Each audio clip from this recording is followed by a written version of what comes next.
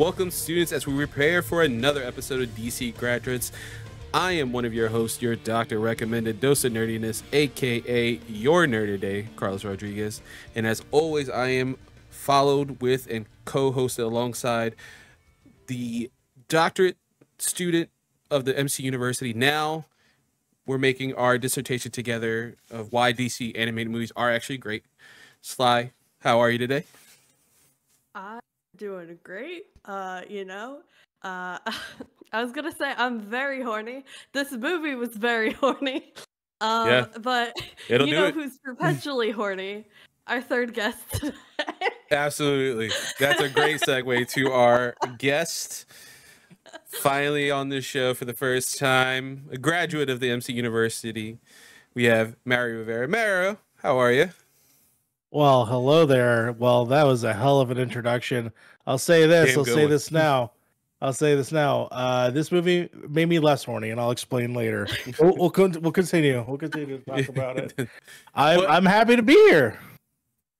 Yeah, you're what? Obviously, you were my professor on my journey through the MCU.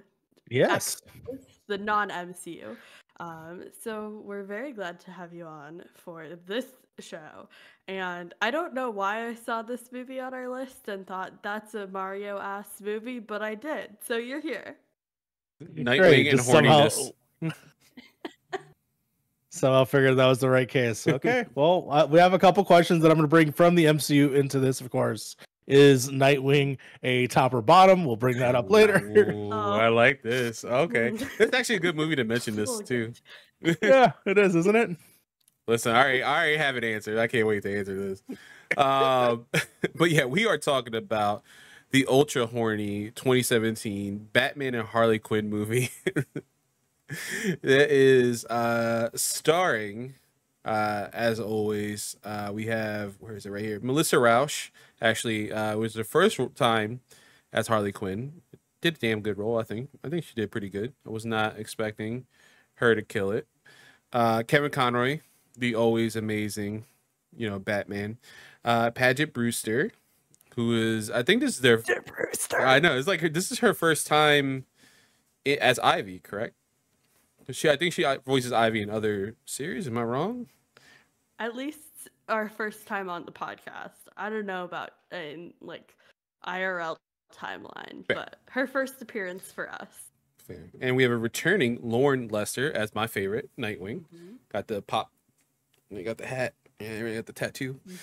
So I'm super excited to have Nightwing finally fully. I mean, we had Dick Grayson before, but we got Nightwing now fully. And Bruce Timm as a neat little cameo, which is a very funny cameo, I will say.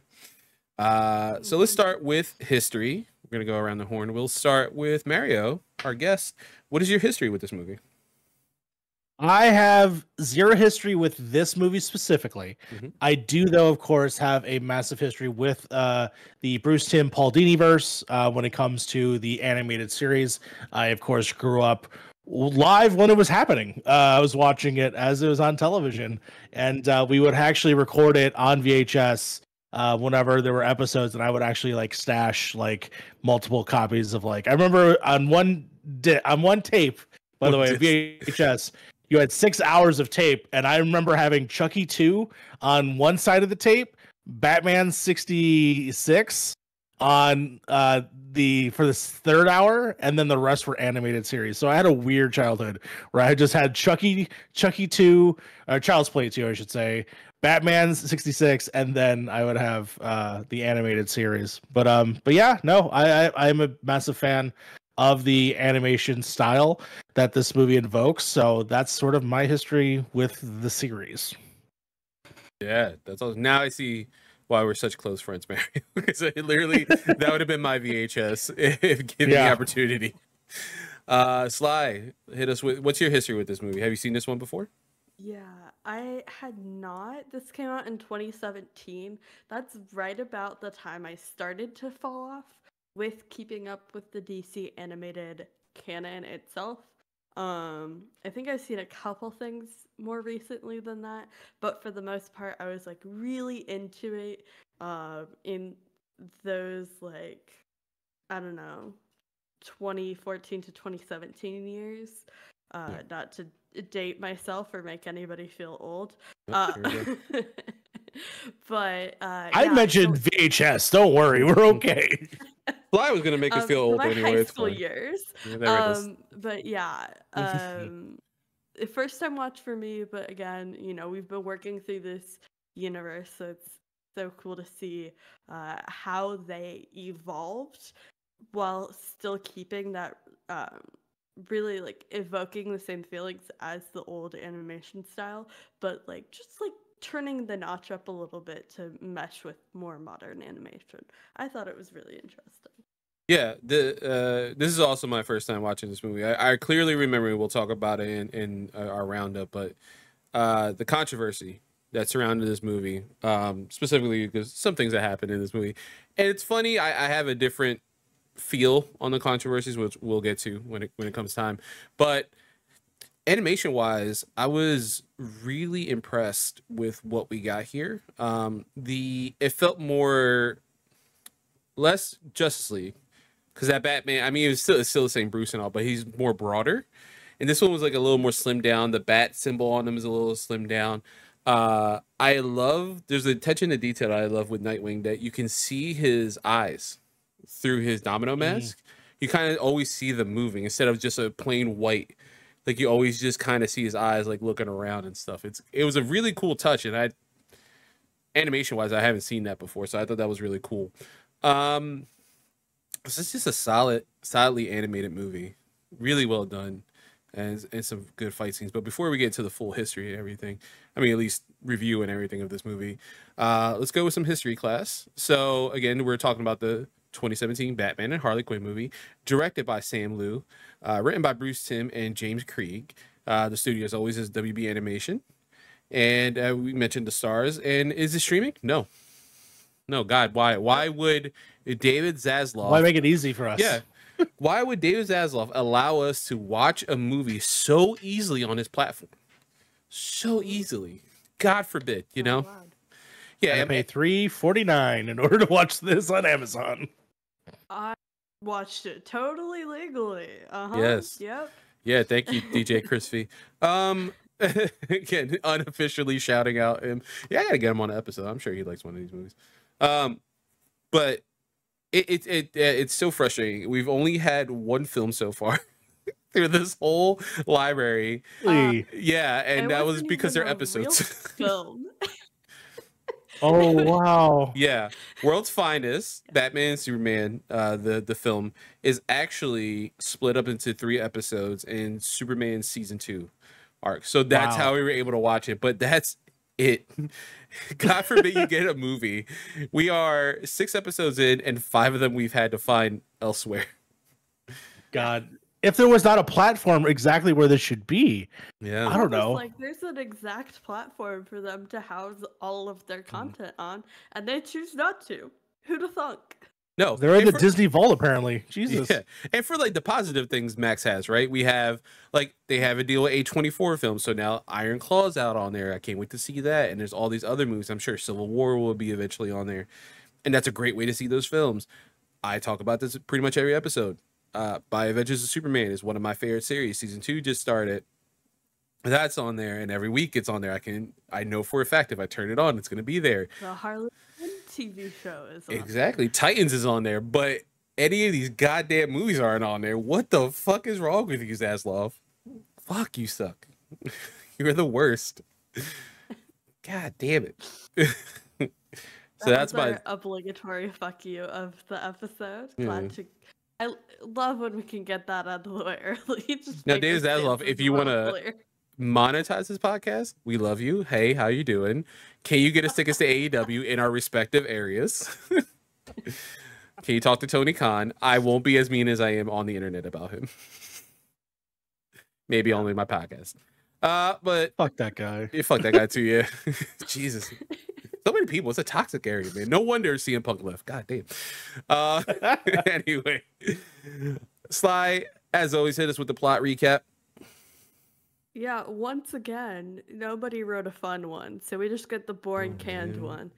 Batman and Nightwing, shout out, are forced to team with the Joker's sometimes girlfriend. That's a generous way to put it. Harley Quinn to stop a global threat brought about by Poison Ivy and Jason Woodrue, the Floronic Man. Dun dun dun. Yeah. All right, and then comic book characters we have in this, we have Batman, Nightwing, Harley Quinn, Poison Ivy, Swamp Thing, which, oh man, I got so excited, Booster Gold, and the Floronic Man. What are our thoughts right now as the Floronic Man? Before we get into the roundup, what are our thoughts on the Floronic Man being used as a main villain in this movie? Because he is such a deep cut Swamp Thing character, let alone DC character. Yeah, that was wild to me when I first saw him, because when he first appears, your first immediate thought is like, holy shit, it's gonna be Swamp Thing is gonna appear. But then he looked a little funky, and I was just like, that's not Swamp Thing, that's someone else. And then once we got at the fact that it was Poison Ivy and the Floronic Man working together, it kind of made more sense to me. Once we then get the reveal that it is still involving the Swamp Thing, then that's when I was just like, oh, okay, you got me, because I love me some Alan Moore Swamp Thing, so why not? Let's get through this. Also, you want to talk horny? Alan Moore Swamp Thing. Alan Moore Swamp Thing. You don't think it would? That Swamp guy. Yeah, he gets down. Didn't George Romero direct a Swamp Thing movie, or was it Wes Craven? I'm trying to remember. Wes Craven. Yeah, that also horny. Yeah, that's also very horny. The second movie with Heather Locklear, also super horny. I watched that as a kid. Oh my god. But yeah, interesting to have this somewhat how can I say it? Sort of like gothic-y, like messed up character show up in this seemingly kid-friendly movie that I was totally not prepared for. Not kid-friendly. Yeah. Oh man. I don't know what the rating is on this one, but it is not for children. That is for sure. Oh man, I'll wait till you get to the roundup before I get deep into what I feelings. Yeah, they pushed that PG-13 all right. God damn. God damn. Horny as shit. Sly, what did you think about the Floronic Man being used? Because I saw your notes. You were like, who is Jason Woodrue? I heard the name. I like, again, being such a Swamp Thing fan, which is really weird to say out loud. I knew of Jason Woodrue and the Floronic Man. Swamp Thing, like I feel about Killer Croc. Yeah. I feel like that. Exactly. Okay. Fair enough. Like so much lore is in here for no reason. So yeah, I had no idea who he was. I was really weirded out. Not to date this podcast again. I feel like I'm going to do this every episode. But literally this morning, I was finishing reading the book I was reading, which was a queer YA like Secret Garden retelling, where the main character is a male dryad. And so to then finish that book and then watch this movie, I was a little weirded out that one of the main villains, this was a male dryad. I was like, what the fuck is going on right now? Get out of my brain, Bruce Timm. Y'all got the same freak in you, and I had to respect it. Exactly. I love that you said book, and in my head I was like, AO3 has got books now. I didn't realize. I was like, damn. I'm reading physical books now, Carlos. Oh, okay. Listen, man, as a proud reader of almost every iteration of Smut Peddler, I think that's a comic book series on Comixology. Just say, hey, no shame. I know. Those books are queer as hell and awesome and sexy. Hell yeah. All right, let's get into the next part of our episode. We are going into the Andrea Romano roundup. As always, we want to shout out our queen and amazing voice director, and how we feel is the modern person who's gotten us into these incredible animation films and everything like that. Andrea Romano. So we're gonna let's start with Mario's dissertation of why Bruce Timm is horny as hell. We'll start there. Oh, we're starting there? Let's go. Okay. Let's go. We're on this horny train. Let's keep going. All right. Well, to preface, of course, the reason why we keep bringing up horny references into this show is because while I was watching it, I thought I was going to get a traditional Bruce Timm sort of like animated series episode of just romp within, but then I see the Pharaonic Man, Murderer Man, immediately, like right off the bat, right? And so I'm like, oh, that was off-putting. And then the rest of the show happens, and it's very increasingly horny till literally someone is tied up and then proceeds to potentially absolutely have sex. I wanted to talk about the fact that Bruce Timm specifically is a pervert, and by as a known pervert, as someone who has himself has many journals or comic collections of just pinups, of just sexy ladies in his style, right? It's in this sort of 50s sort there of are like books, yeah. So that's essentially what I mean. Is like he's kind of like always been in the realm of like, hey, you know, like, well, what if my characters were naked? And this was like the closest he's got to like actually putting that on screen, to the point where like fully letting that freak flag fly. Letting the flag freak fly. There's some animations when like later when we see characters singing and they're like gyrating, and I'm like, whoa, physics are going left and right. And I'm physics thing. Oh yeah. Yeah, so I wanted to bring up the fact that yes, Bruce Timm, kind of a hornball, and this definitely shows as like something that he's always wanted to do, and he got it. Hopefully, you know, he got it out of his system. Because I will tell you what, as much as you know, a sex positive person I am, I will tell you, watching it in the cartoons that I enjoyed or have a perception of, a little weird. I think that's just where my hang up came from, was that it was very much like, oh, I have a perceived notion of what this is. And it was like taking it and doing a web cartoon of it in a lot of ways, right? You know what I'm saying? Like you've seen those, you know, those videos. You've seen those videos. A lot of Teen Titans stuff out there on the internet where I'm like, that's questionable. But that's where it kind of felt, where I was just like, whoa, like there's a part where like Harley Quinn talks about her needing batteries for something, and I'm like, whoa! I was like, wild, and I'm just like, okay, all right. The rest of it, I do think is a fun story. Like I do think overall it ends up being kind of fun. The ending is, you know, what to be desired. It's something. You know, I swear I passed out for a second and was just like, whoa, the ending just happened. Because I actually do have questions I'll ask later on. But yeah, that's my dissertation. Very horny. I have the quote only because I didn't put it in our quote section, but the quote specifically is Dick and Harley have like a little tiff in the Batmobile, but it's like, I'll call you when I'm out of batteries or something. And I put, is a wild ass line from this movie. God damn. I was not expecting. And now Tim, and he's kind of pushed the envelope before as much as you can on children's television. I was mentioning before, I think in a previous episode when we did World's Finest, that in the both the adaptation of Mad Love, like that we got in the animated series, there is that line that got through on Saturday morning cartoons, like, don't you want to rev up your Harley? And she's in lingerie and she goes vroom, vroom, to the Joker, which is A, adorable, B, perfectly Harley, and C, horny as hell for children's television. And then it's weird because this, is like the first like very sex forward like showing we've seen of these characters. We know that they, you know, hook up. You know, in this universe there is a Damian Wayne. How did that happen? Taste of a certain pairing, but you got Bruce and Talia going at it. Obviously, there's proof of that one. Yeah, Bruce and somebody else that we ain't talking about. Yeah, we love Selena Kyle in this household. We love Selena. Better, but she does. Her. Yeah. Okay. Actually, all the women that Batman hooks up with deserve better in this universe. Better. And Wonder Woman's the one like, I'm right here. Yeah. Harley Quinn deserves better, and it's time for my dissertation. Let's go. Listen, I consume a lot of fan-made content around DC and specifically Batman, so I know I have some pretty influenced opinions on one Batman. Bruce Wayne hit or miss for me sometimes. Really depends. And this was a huge miss for me.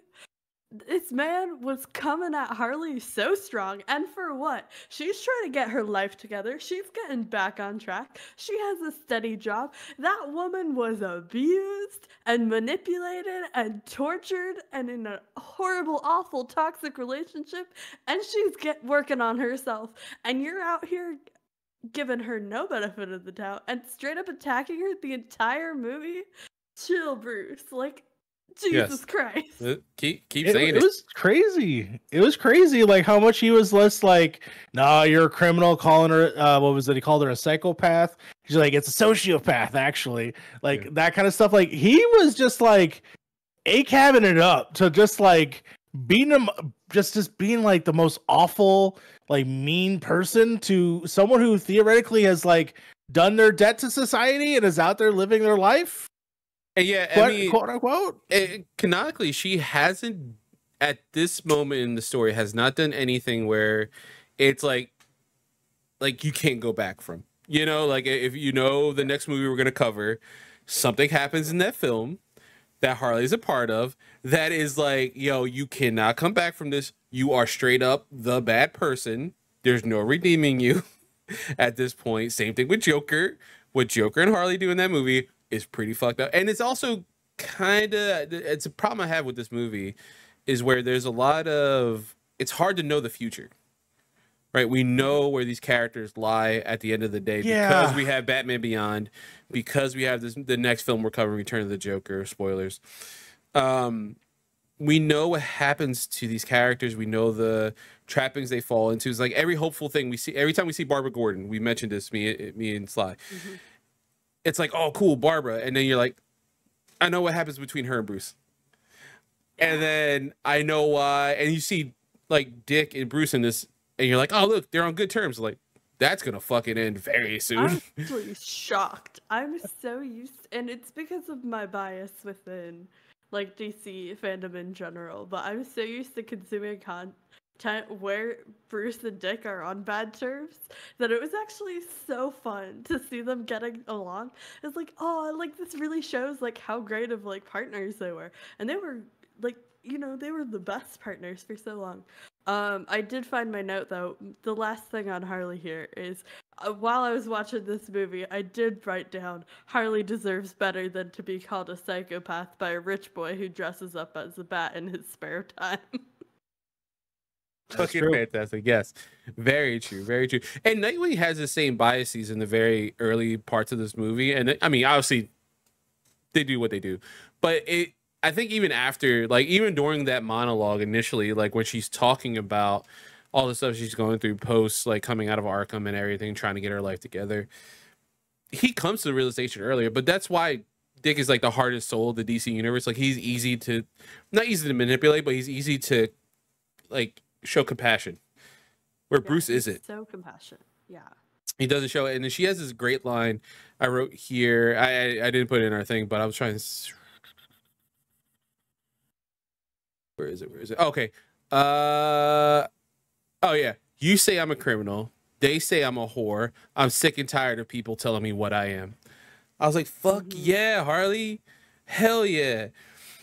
And it just shows, like, as horny as this movie is, and as the things that Harley does in this movie, with certain characters that you don't expect, there is also this, like, it doesn't betray who Harley is, or who modern Harley is, I want to say. The modern Harley we've gotten since, like, the mid-2000s and later is the one who's been fighting against Joker, who doesn't want to be part of that. Not even doesn't necessarily need to be a hero, but it's just like, nah, dude, I'm my own woman. I do what I want. Fuck that guy. I'm better than that dude. And I do like when she's with Ivy, I will admit. It's always sad when I don't see her with him. Big fan of that. But yeah, no, like, don't get me started on Arkham and, like, the quote-unquote rehabilitation that happens there. Like, that place is straight up, like, a torture facility. She even mentions that, yeah. She can get out of there at all and, like, have a semi-normal life is a miracle. And they're just coming in here and wrecking all the progress she's made. Yeah. it's so frustrating. But like Harley has such a good character arc throughout this whole movie. Um, it kind of I want to segue into something that another part of our roundup. There's a lot of humor in this movie, and it serves Harley perfectly. I would say, minus the fart joke. That was a little much. I did pick out one quote because I thought it was funny, but then it kept going. I was like, all right, that's enough. Yeah. The humor is so unexpected in this film as well, along with the horniness. Like they go hand in hand. Like it's like I didn't expect as many of the jokes, as many of the Looney Tunes escapades that we get within this film, but it didn't stray too far until the very end, which we'll discuss at the end of this episode. But it didn't stray too far. It didn't feel like it went out of its way to do a disservice to Batman and Nightwing, but it also perfectly encapsulated, like when we talk about Booster Gold, what that joke is great, and just Dick in the Batmobile like, nah, he talks too much, nah, fuck that, he's a jerk off, like, nah, I'm not dealing with that guy, and they're like, you know what, no, we got this by ourselves. I know it's a world threat, we got it, it's fine, Booster. Yeah. I do love that line, but Harley is very funny in this, very earnest. But it's just weird to see this much comedy in a Diniverse Batman. What did you guys think? A couple minutes in, I wrote in my notes, why do we need doom and gloom when you can have a silly, goofy time? I love this. It was like I get the seriousness, I get the groundedness that you can have within this property and within this universe specifically. And I think that's necessary and there's a place for it. But I love like a one-off comic, a little spin-off where it plays within the like guidelines of the universe, and that's what this movie felt like to me, where it was like, all right, we have this established characters and the style, we're gonna tell like just like a one-off story in this universe, and it was so fun and so funny, and like yes, it was horny, but a lot of like jokes kind of served the plot in a weird way. Like you get the like superhero version of Hooters or whatever with her like a really short skirt on, but that's immediately establishing like who Harley is. Like she's trying her best, she's working with what she has, but she's still not going to let some gross dude grope her. She's going to stand her ground and fight back. And like that serves such a great way to set up where Harley is at and what her mentality is. And so you get all of these moments where it is really funny, like there is this comedy element, there is obviously the horniness, but it all feels, for the most part, it all feels earned within the story. There's one section of the movie that I feel earns it, and that, of course, is the bar scene, where I had the best time because that is actually an Easter egg fest in itself, because every single one of those patrons are from past episodes. My favorite being the clown, who is one of my favorite episodes of the animated series. So it was really cool to see all that and see all that representation.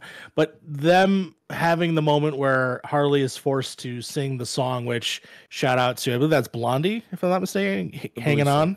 Yeah, I believe yeah, and there's the moment where Dick is just dancing in the background, and it's first you get Bruce tapping, and Dick get Bruce tapping, with his arms crossed, and he like side eyes him, and Bruce crosses his arms, and then we cut back to them, and Bruce is still crossing his arms, and Dick is just like dancing with the patron. Yeah, so fun. Let's get it down. That feels very Dick Grayson, you know, like that's where like the humor is. We just haven't seen this amount of humor within the Diniverse, but especially for characters like Dick Grayson, who are very earnest, very happy, you know, for the most part, even though they have the tragic backstory and they always constantly fight against that. It felt very good. Like it felt very served. It felt normal in this universe, what we've seen so far. It didn't feel too weird. It was just the weirdness for me came, and it wasn't even a bad thing. It's just we haven't seen this much comedy.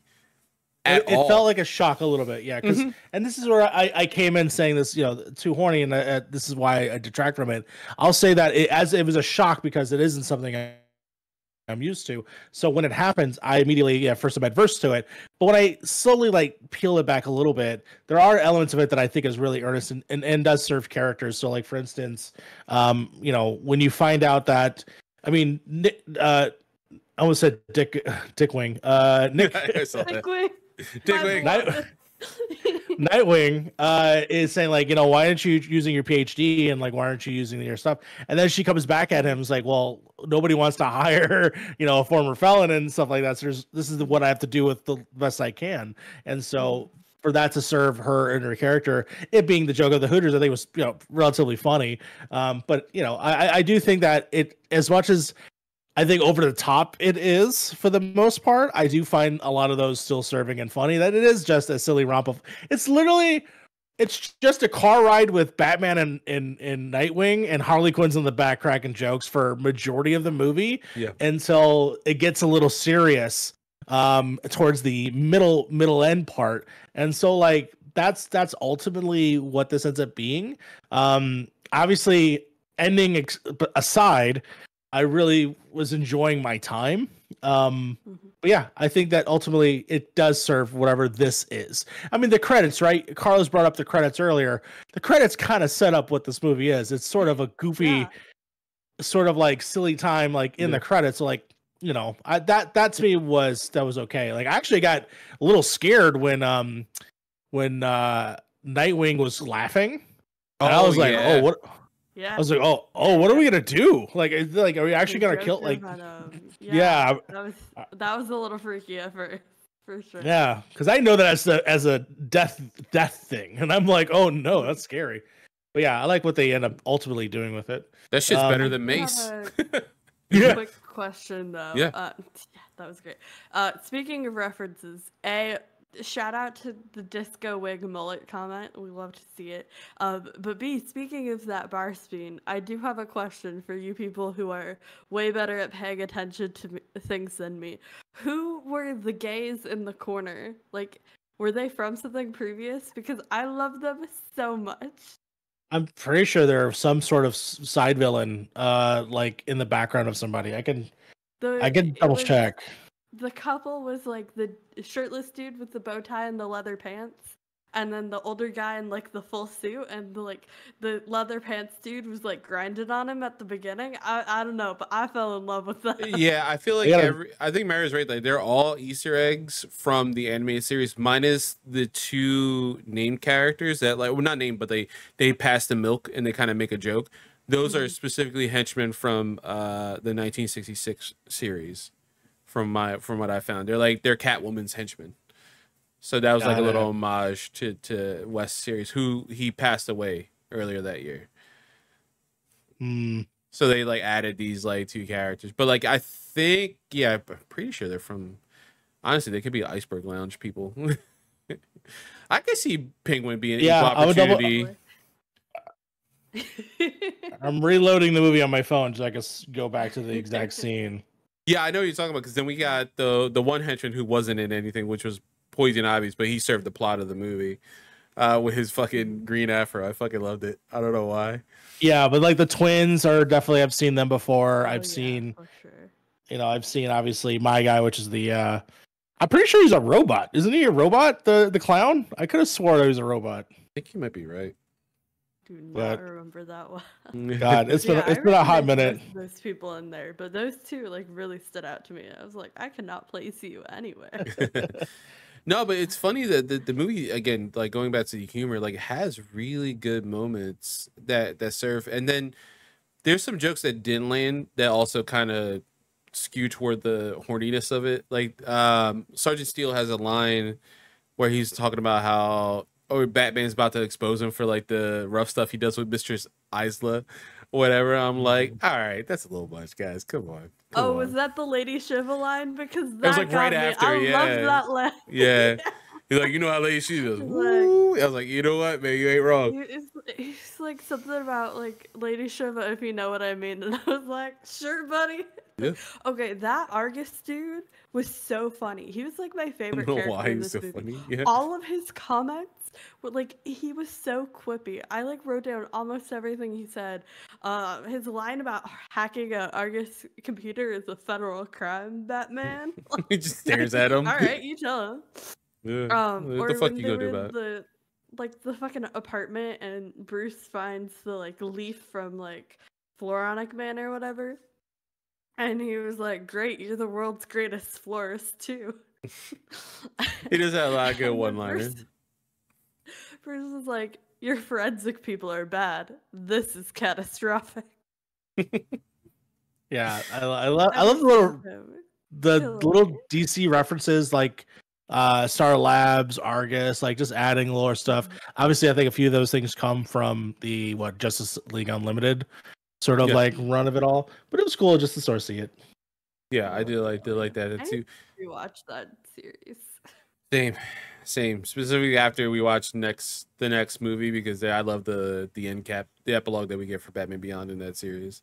I did want to mention there was an awesome reference to obviously there was the gay panic in the 60s and 70s of Batman, and I believe that's one of the main reasons we had that series kind of cut short. I think a lot of people felt they were pandering to homosexuality and stuff, which fuck you, government. It doesn't matter. Gay is gay. Everyone's a little gay. If you have a problem with it, you're probably more gay than you think you are. You tell him. Hell yeah, man. That's my quote. That's literally my quote I say to everyone. Everyone's a little gay, whether you like it or not. And if you don't like it, you're a little more gay than you think you are. If Top Gun's your favorite movie, that volleyball scene hits different for you. You know Listen, it. Stop lying. So gay. It's so gay. It's all Rocky when they're playing in the water. That's gay as hell. That's awesome. Yeah, I don't give a fuck. Speaking of people being gay as shit, at one point, Mr. Dick Grayson says with a straight face in this movie something about Harley Quinn and Pamela Isley being BFFs. And I was like, really? You're one to talk? Like, sure, those two are BFFs like you and Wally are BFFs. Like, Exactly. you're boning in the closet. Like, chill, Dick. Come on. Come on, man. But funny though, that's why I'm getting to because what I wanted to mention is that Harley references one of the books that came out during this kind of gay panic era in America, where they reference Batman and Robin's presumed homosexuality and how it's detrimental to children, and some of the comics being, you know, they mentioned the eye gouging as well. I think she has a line about that, which is directly in a Detective Comics thing, but I thought it was really cool that this was a unique movie to be able to bring that up, and Harley being the character to be like, "Oh, I study psychology. They made me read this book about how they thought you guys were gay." Yeah. And it plays comedically, but as well, if you know the history of comic books, like it's like, oh shit, like this is a real thing. People were really worried that if you read these comics, your kids are going to be gay as hell. Listen, maybe, but it's not the comic book. Maybe, probably. Listen, if you feel something by looking at Nightwing's ass, that's you. He's got a nice ass. Yeah, he's got a nice ass. And that's where we're going to get to. We talked about pre-show. Nightwing is a bottom. Oh, yeah. Nightwing is a bottom. Like, maybe a power bottom at best. But that with that ass, he's a power bottom. A bottom. Yeah, given his dating history with Batgirl, Starfire, you know, the list goes on. I forget him and Corey were a thing. Oh my God! Not only were they, she doesn't even remember it. It's how bad. Exactly. Yeah. No. You got depending on continuity. Hopefully, is why she is often shipped with his brother.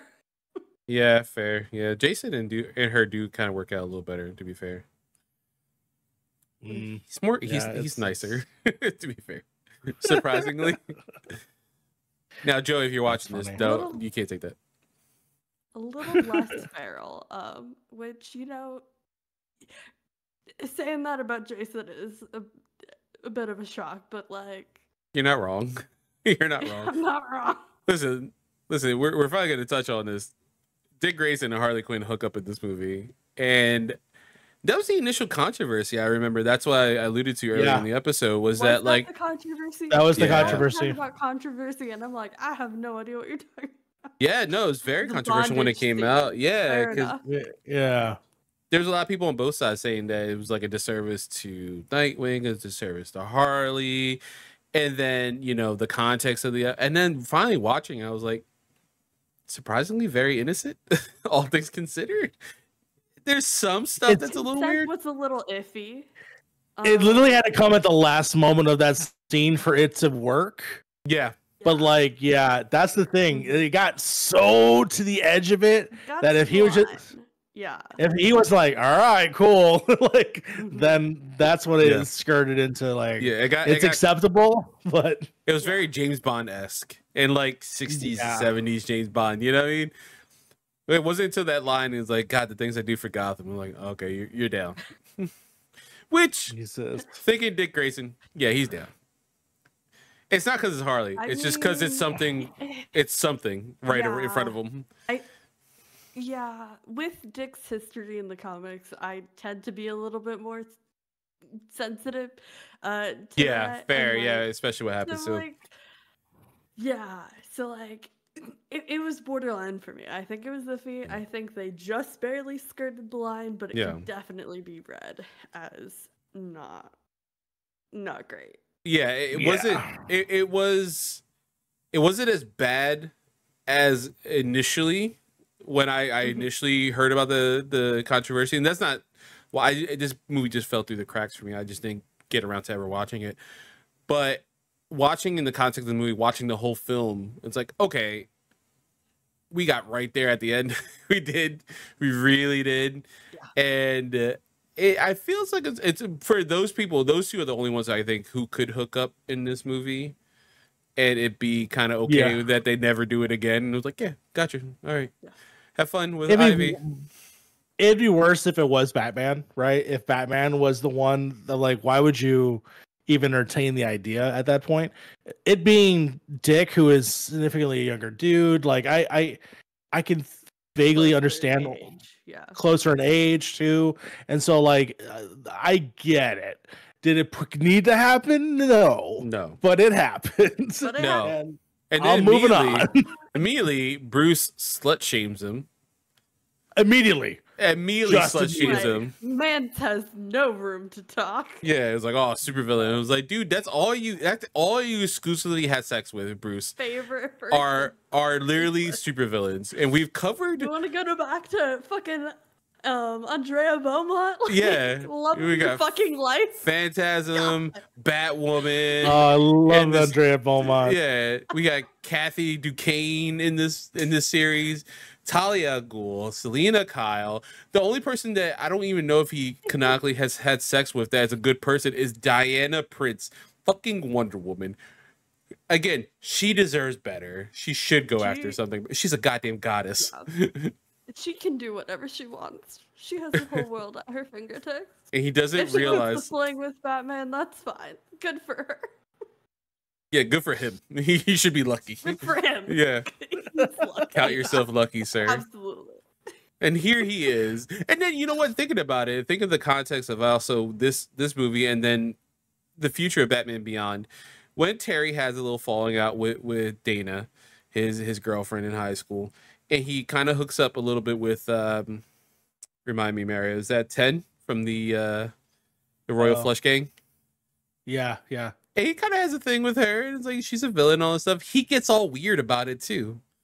It's like, sir, again, all you exclusively have sex with are villains, and not even just maybe a jewel thief here and there, but like Talia al Ghul is willing to destroy the world for no reason, and you're like, yeah, fine, I'll hook up with her. So much. Yeah, I'll do it. Oh, yep, me and her. Some universes spawn people. In this universe, there's a Damian in this universe. There is? Oh my god! Yeah, in the comics, the Batman Beyond comics, we find out there's a Damian Wayne. That's wild. Yeah, so like it's like Jesus, Bruce, you have nowhere to talk. You suck. God, you suck so much. How dare you slut shame? And I think that's my note here too. I think I have a note here that I had a note about that too. yeah, I was like, tell him, Dick. Batman has so many supervillain exes. Nightwing has a one fling with Harley. How dare you, sir? Way to slut shame Dick. Yeah, and in this, she's like an anti-hero at best. Yeah. Yeah, again, she hasn't done the bad thing that she, will go down in history for in this series. She's still with this movie at this point of time, she is working on herself. She is doing what she needs to do. And maybe if we were a little bit supportive of that, we could have changed the future. Who's to say? I'm just saying. That is true. That is very true. Not wrong. I'm really coming out as the Harley Quinn apologist this episode. As you should. Listen. Generally the character Harley. Yeah, until next week. Yeah, you can't defend her after next week. I'm sorry. No. No. I'm sorry. You'll see why. it's you can be mad at Paul Dini and fucking Bruce Timm though. You can go ahead and be mad at them. Yeah. I will, and I will. Yeah, but I wrote this as a third subsection because typically we have three, and this is more of a shout out than anything, and we can kind of discuss it. Why does Harley get the best fights? Like, honest to God, within live action, whether it be live action, whether it be animated, whether it serves, like, watching World's Finest, we talked about how awesome her fight with Mercy Graves is, and you don't even see it. Yeah. It's just like you see them kind of like throw hands like across while Lex and Joker are talking and come back around and stuff. But her fight with Ivy in this, her fight with the Floronic Man in this, both awesome. Her fights in, I will always sing the praises of this movie, Birds of Prey, The Emancipation of Harley Quinn. That movie, A, is fucking amazing. B, the fight in the Goth and GCPD like headquarters when she's going after Cassandra. It's still beautiful fight. Yeah. And it's just, she gets all the best fights. To me, it's yeah, no, as she should. To me, it's definitely using all the facilities of what Harley Quinn is. It's the silliness of the character, it's the acrobaticness of the character, being able to utilize all of the facets of that person. I think you get some of the best stuff ever, including sort of like Deadpool-y moments is the best way to describe it, where it's a little zany sometimes. There's a whole chase scene in this movie that didn't need to happen, but it happens.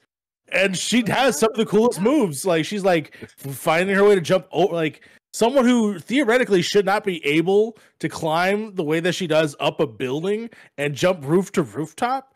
Seems physically impossible because I don't know. She doesn't have any special powers. No, she's just that good of a gymnast, I think. And she's just that good. Yeah, like it's definitely fun to watch. That combination of like the like clinical insanity and the acrobatics provides like such a wide range of things you can do, because she's not worried about herself or the other person. She's just going at it, and she has all the acrobatic skill to kind of back that up. So it's like this absolutely unhinged, like kind of reckless fighting style that provides such a great sandbox to play in for these creators. They can do whatever the heck they want with Harley, and she's still standing. Like, it's really fun. Yeah, and there's some. Go ahead, Bear. I just wanted to add real quick. You were talking about that fight scene with Ivy, and at one point they were rolling on the ground, and I did immediately go out loud, "Now kiss." Mwah. Two toys. They both thought about it. Oh, they absolutely thought about it. I think there's a part where one slaps the other and one slaps the other one back. I thought that was pretty funny. Oh yeah, they punch each other in the tit too. Yeah, the titty punch. Yeah, they punch each other in the titty, and they're like, "Ow, fuck." That was specific, the face punch thing, because that was like, oh, I guess I've never seen that in the Diniverse style of the slow motion like face punch where you both punch at the same time. So that was definitely something unique to this that I actually never seen before. But I think it's a shout out to Dragon Ball. If I'm right, it seems like something Sam Liu would have put it in this movie.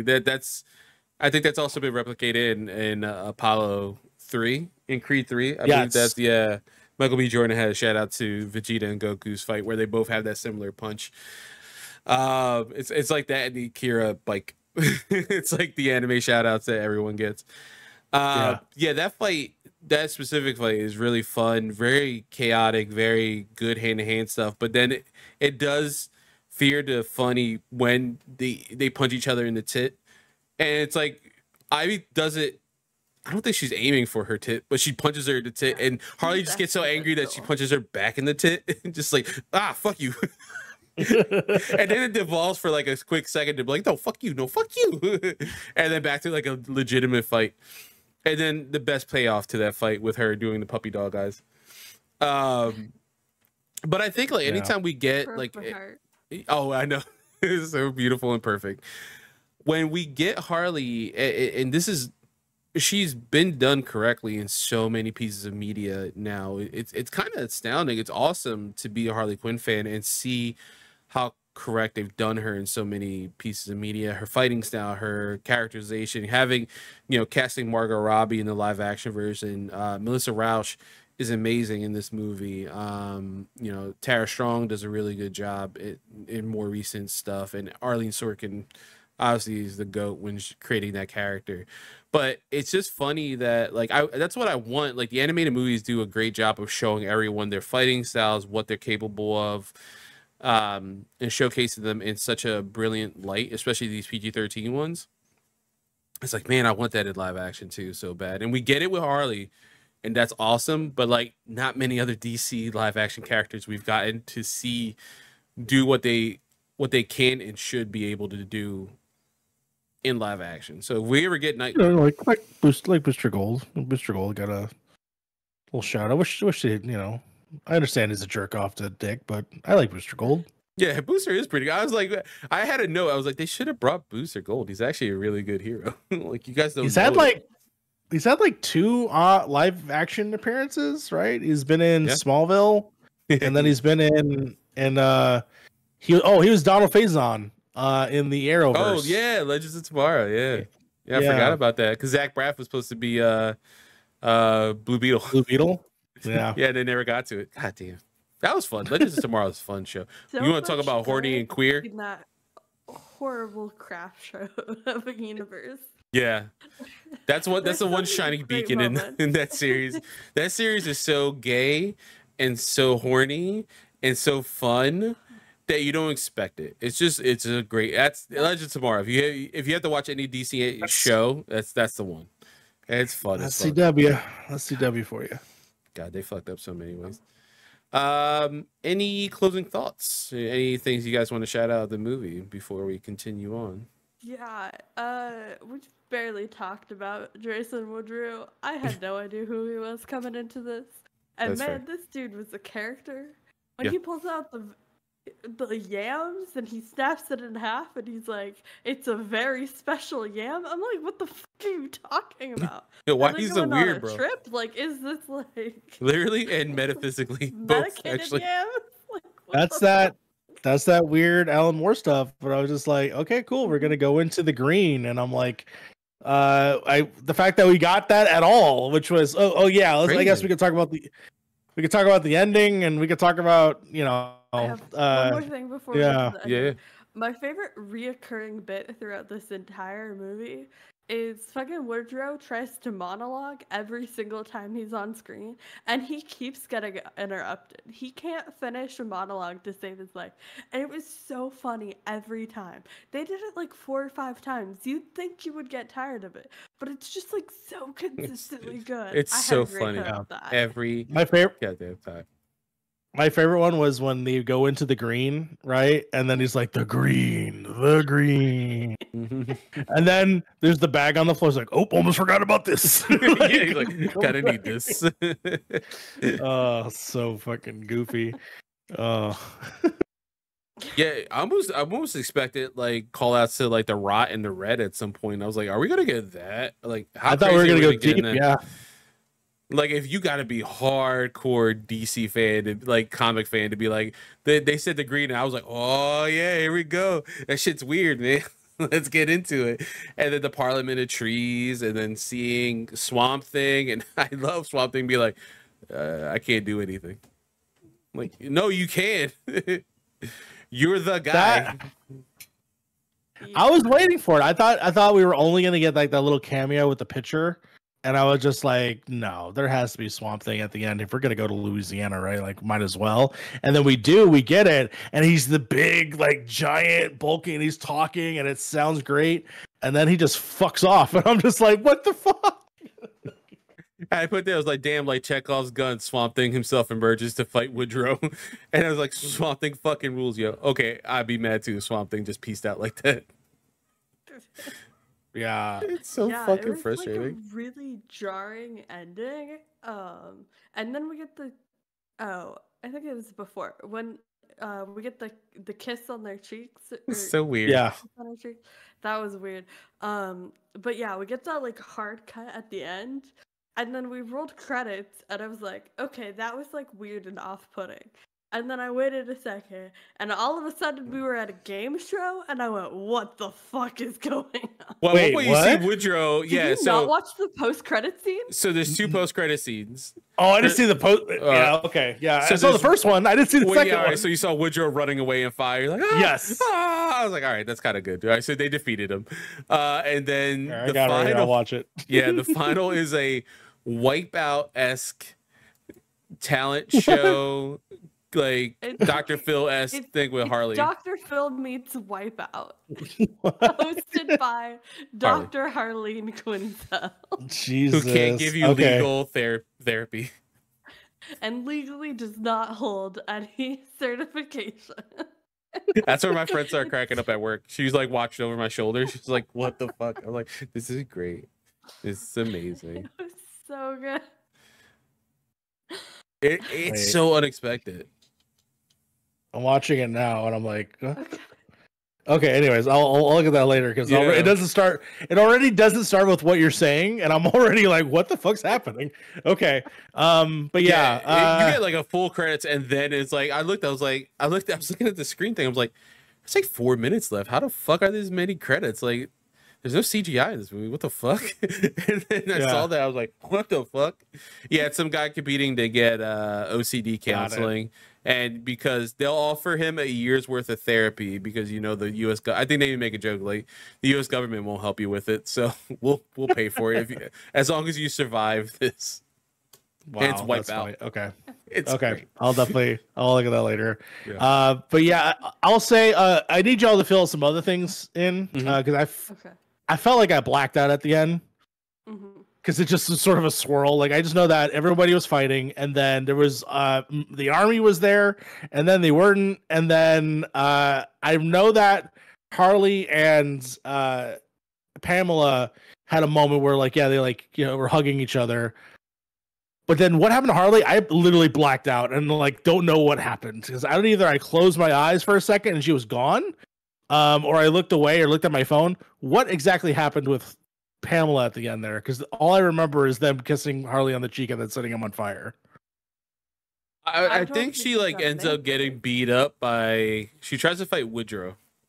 And Is she? it's- Okay. Yeah, but like everyone does, and they're like, "Wow, we're all getting." And that's like literally when they all getting their ass kicked. They're all on their stomachs. Swamp Thing comes out. He's like, "I could do And they so got the much, blood dripping Yeah. down. but Oh, I can't. God. I also can't help you." And they piece out like, "Oh, what the hell?" And then that's when they come up with the idea of like, "Well, he could burn." And they kiss her on the cheek, which is it's You adorable didn't and really weird. miss much. No, Wow, that's okay. Great. honestly- as much I do like this movie, as much as I like this movie, the ending just feels like I don't know how to fucking end this movie. How do we do it? Fuck it, Yeah. who cares?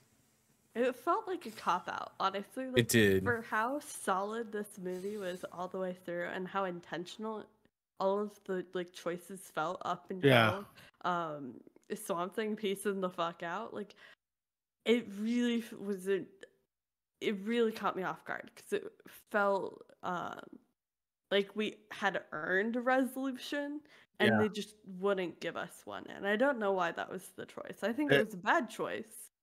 But Also- it's the choice they made. Batman, totally okay with killing aliens. Just totally cool with it. Where'd Just that tell it- fucking come from? Let's just set him on Hashtag fire. Not my Bruce Yeah. Wayne.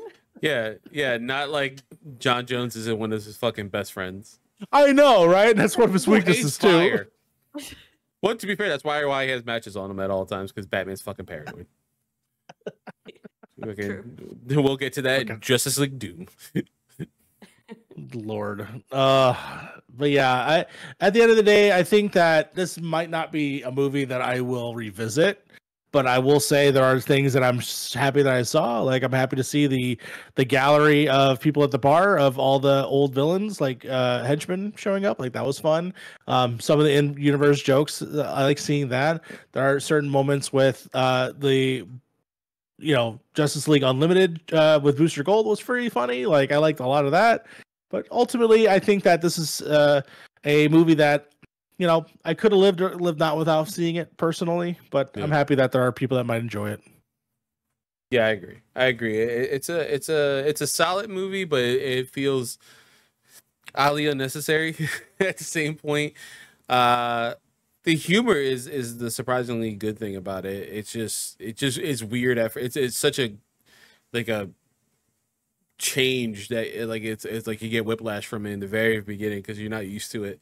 Like, I think like the funniest thing we've probably gotten before this movie was that one episode of Justice League where all the leaguers got turned into kids, and there's like some adorable jokes, but that's like adorable and not like this is ha funny. I mean, they make and horny as hell. They do make the 60s joke at the bar. He does that. Yeah, there's that. There's the bang zoom, and then the final line was like, "Ow, my balls," which I didn't expect. But yeah, the ending is like the thing that left such a bad taste in my mouth. It was so like weird. I'm like, this movie, you were doing okay. You didn't have to end it this way, but it was okay. Just like turn the movie off, or if you cut right before Swamp Thing is like, I can't do anything about it, and jump immediately to the game show post-credit scene, I think it'd be an even better movie. You'd be like, what happens? I don't know. Make it up for yourself. It doesn't matter. Yeah, choose your own adventure. It doesn't matter. Exactly. We'll get to that movie as well later on. So yeah, next is one of my favorite sections of both MC University. I was such a big fan. We brought it over for DC graduates. We have drama class where we reenact some of our favorite scenes, and we have some good ones in this episode. Where do we want to start? Sly, I'll let you pick. Where do we start with these? All right, I think we should save the top one for last. I think so as well. Longest, yeah. And just go through the rest of them in order is fine, I think. Okay. All right, so our first one is Batman and Harley talking to each other. I'll pick between you guys. Who wants to play Harley? Who wants to play Batman? I'll do Harley. Okay. Perfect. All right. Can I do a Batman voice? Probably not. Try your best. Punch yourself in the throat. I got it. Yeah. This isn't a game, Harley. I need you to stay focused on the job at hand. Focus. I'm starting to rethink this whole deal. Here I am, helping you guys out, pro bono, I might add, and you go and get a mega control freaky on me.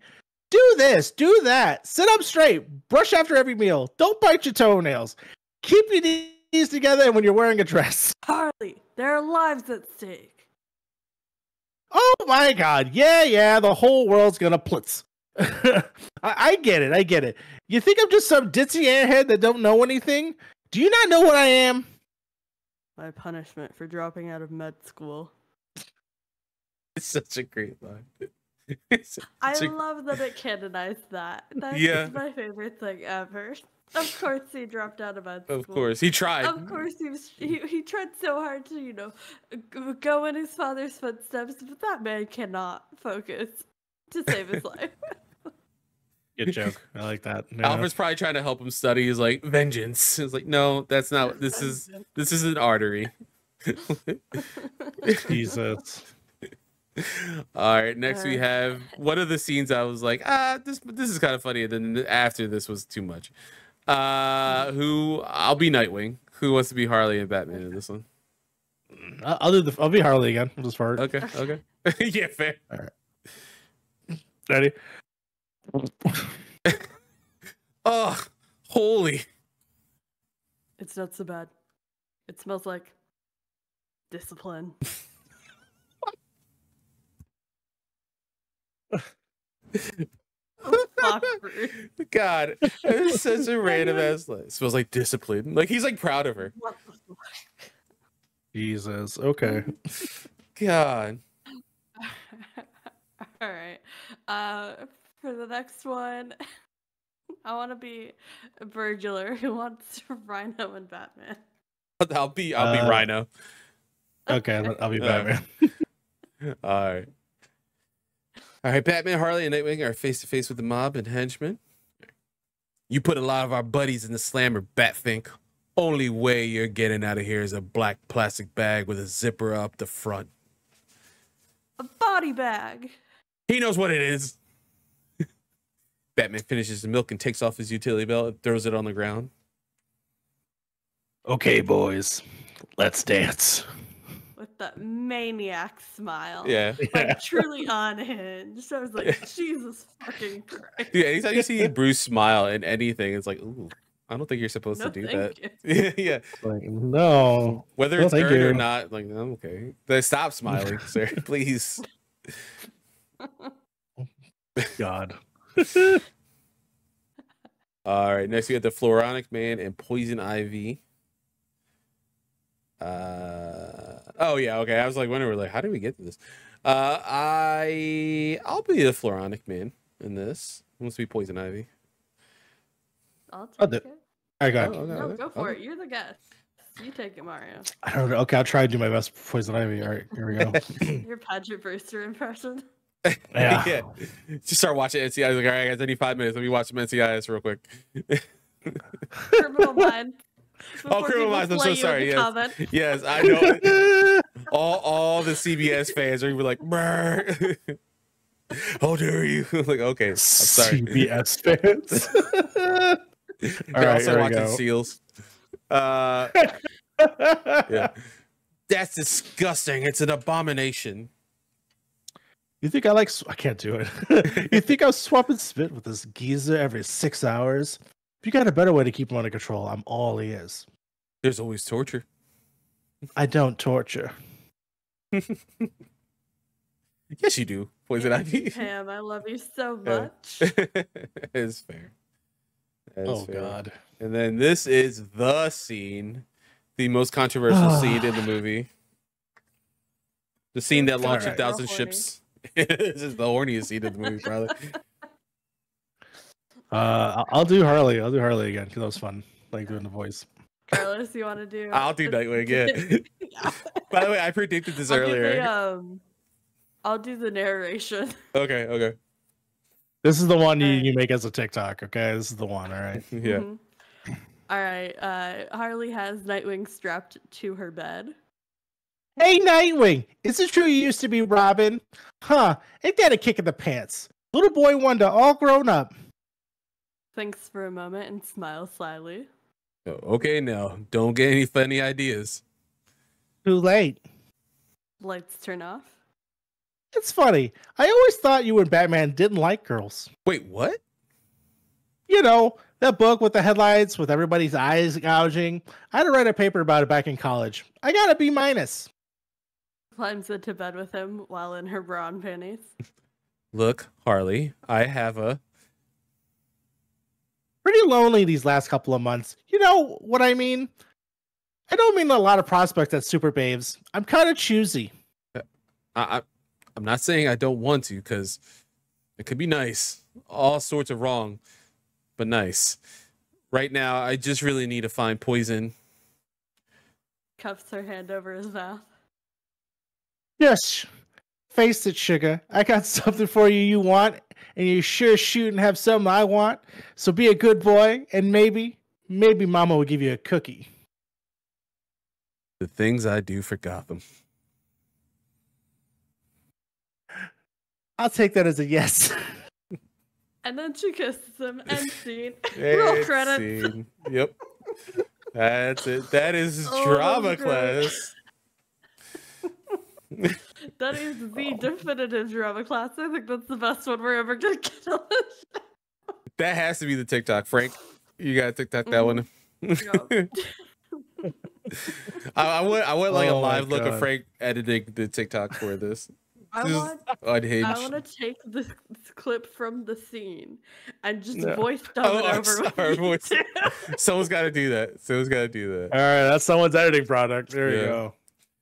All Oh right. Lord. There you go. And before we wrap up, we have quiz time. Most of these episodes have been hard to get some questions, but I got 2 good questions this time around. So I'll pose them to the audience. So we have, start with the first one. Melissa Rauch, who plays Harley Quinn in this movie, shares a role with her co-star from The Big Bang Theory. Who is that co-star? Oh, I know it, but I'll wait. What's her fucking name?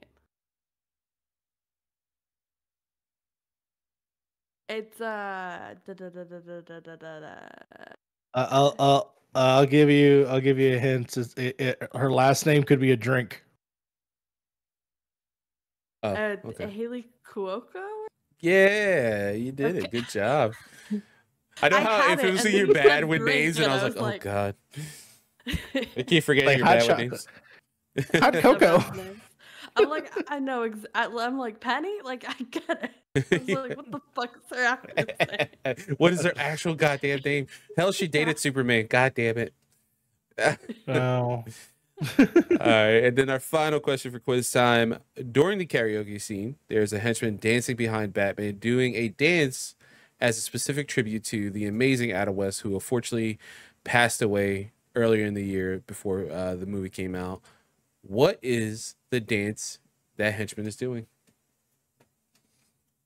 What's it called? Yep, it has a Oh, name. it's got a name. It has a name. It does. Oh, is it? I think I know. I'm gonna wait till Sly gives an answer though. I don't think I'm gonna come up with the name for it. Is it just called the Bat Dance? No, I'll give you one more shot. It is Okay. Bat something because of course it's Batman. Oh. Oh my God! It's got to be something goofy like Bat Flamenco or something. Gotta be. It's not the Bat Shuffle, is it? Bat Shimmy? Now I'm thinking like Cupid Shuffle with Batman.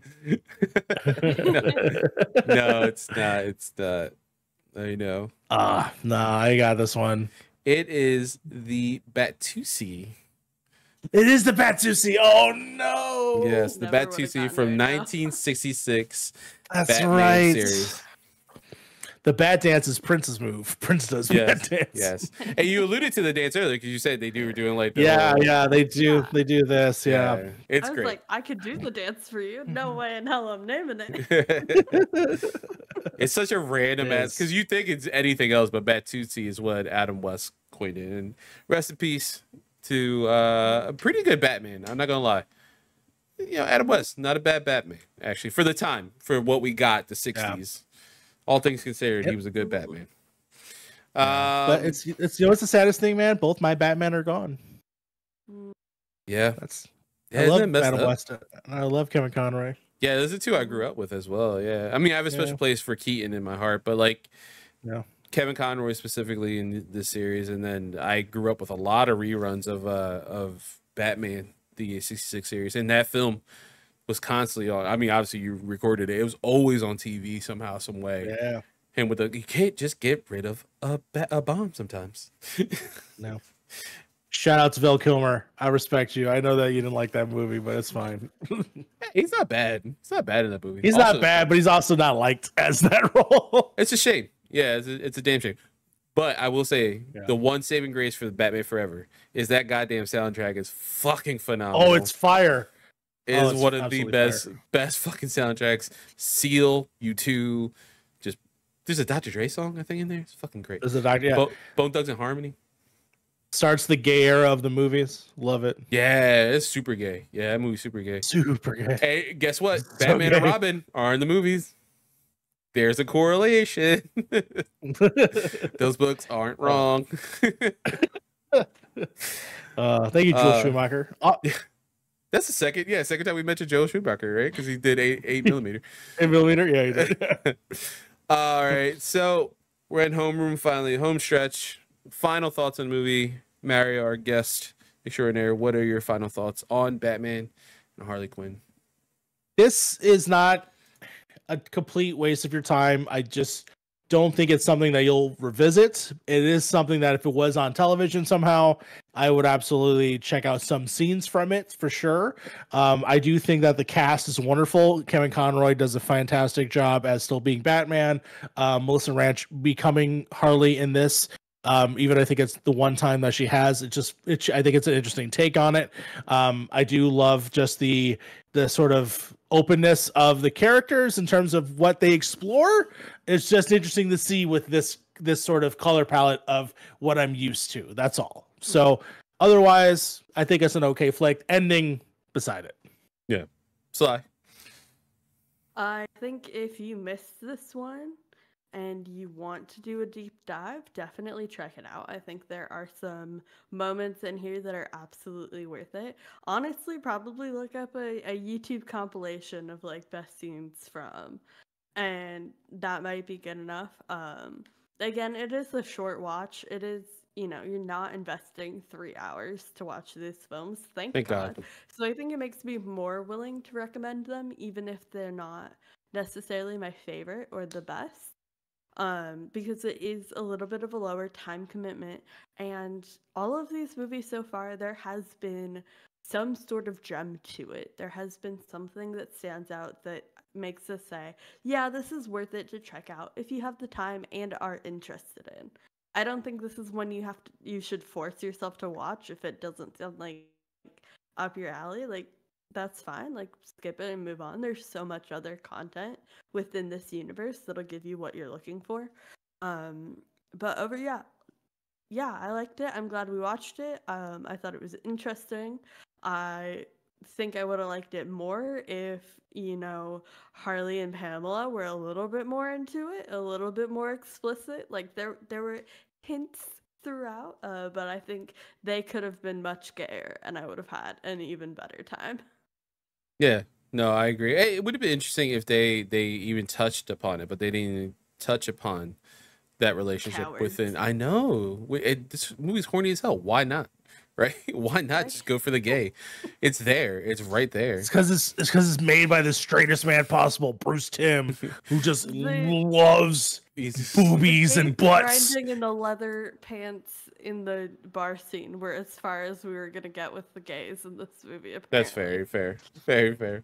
Yeah, I think like looking back at this movie and watching it between yesterday and today, I think it's if I had to eternally rank it with the movies we previously watched, it's second to last so far. But one of the awesome qualities is just continuing to be in this, this Dini-verse. This Dini-verse is so special. It is like the boat, that launched 1,000 ships. It is the thing that gave us so much awesome animated content, whether it be TV shows, films, and things like that. And this not hitting 100% is a little bit of disappointment, but I would say if you are a completionist and want to watch everything Diniverse, watch it. I don't think you're gonna have that bad of a time with it. It doesn't waste your time. The ending is really the worst part of this movie, and it is interesting to see where a lot of the humor comes from. And again, if you're it's hard to disassociate what we know is going to happen in the future and what happens to a lot of these characters, unfortunately, because of extended materials like the comic books that continue the stories, and how serious and some fucked up shit that happens in those things with a lot of these characters, and how they kind of are what Bruce specifically does to Dick Grayson, how he portrays him. It's so fucked up. We'll see next week what Harley does, and it's like you can't go back. So like this has to be like an earlier point where everything seems a little hunky-dory. Not everything's so horrible. This, you can see where this fits in the timeline. It has to be right after Justice League Unlimited, where the world almost went to shit. But now it's like, hey, this is kind of normal crime again. Hey, the world could be destroyed, but it's not Darkseid in the anti-life equation. It's not that serious. It's not as bad as you would think it is, but it's definitely, I wish it was a little better. I think I wish it was a little better. It is nice though to obviously I'm such a Nightwing junkie. This is not for props. I literally own everything. I've had these. I have it on my body. Like I love Dick Grayson so much, and to see him done pretty well in this is really nice. Harley done pretty well. Batman done pretty well, and all pretty earnest to what we've seen before. For the most part, it's pretty cool. And then a couple good Easter eggs and things like that. It's a fun enough ride that I think I would recommend it for just completionists. But if you're going through these movies, like obviously, if you're like, I want to watch something amazing, Mask of the Phantasm. Like that's the one they always go to. Sub-Zero, pretty damn good. Next week's movie, at least from my history, like watching it, pretty damn good. Like if you don't watch a Deaniverse thing, watch those. This, you're like, if you want to. You're more than welcome to. Shout out to the Batman Superman movie. Hell yeah, that's a damn good movie. It's a dope-ass movie. It is a dope-ass movie. But that is Batman and Harley Quinn, 2017's release.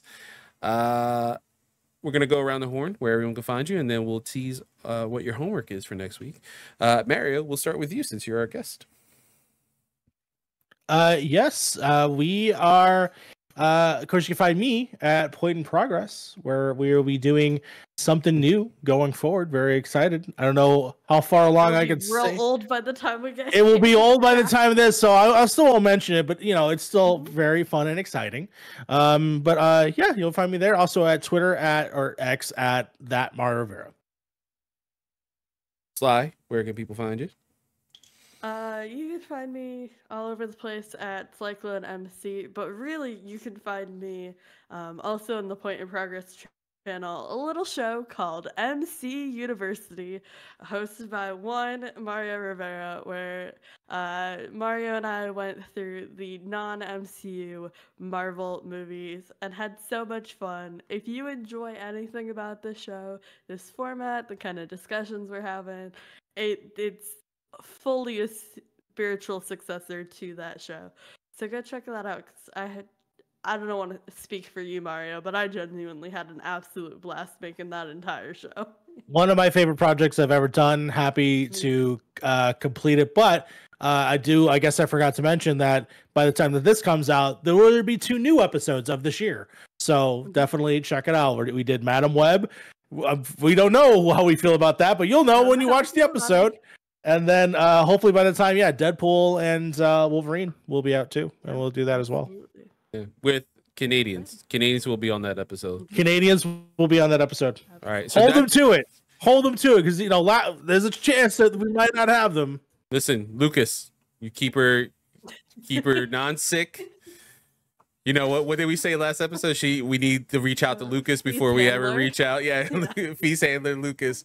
Make sure she's healthy. Make sure she's got like our vitamins for this episode. I guarantee you. And I would if she's not on the episode, somehow pause and make fun of me right here. She's on the episode. There'll be a disclaimer. Just right over my face. Like she did in fact not appear. Lucas failed his job. Oh my god. But yeah, for me, I am as always your doctor recommended dose of nerdiness, aka your nerded day. You can find me here at DC Graduates on Point of Progress. You can find my stuff on youtube.com/nerdaday, where I got like reaction videos, reviews. There should be a review for Hellblade 1. At least I was like, what am I working on this week? That should be out by then. Hellblade 1. And as well, Chaos Bringer should be back with some special guest. I know one confirmed. I don't know I can't say if the other one's confirmed yet or not, but the episode is going to be on youtube.com/nerdaday. That's my Final Fantasy podcast with Harv and Frank from Point in Progress as we go through the Final Fantasy series. But yeah, that's it for this episode. And your homework for next week is one of my favorite films, and I can't wait to revisit. I haven't seen it in many years. Batman Beyond: The Return of Joker. Is this going to be on Max? Who knows? We'll see. Who knows? Till next time, class is dismissed.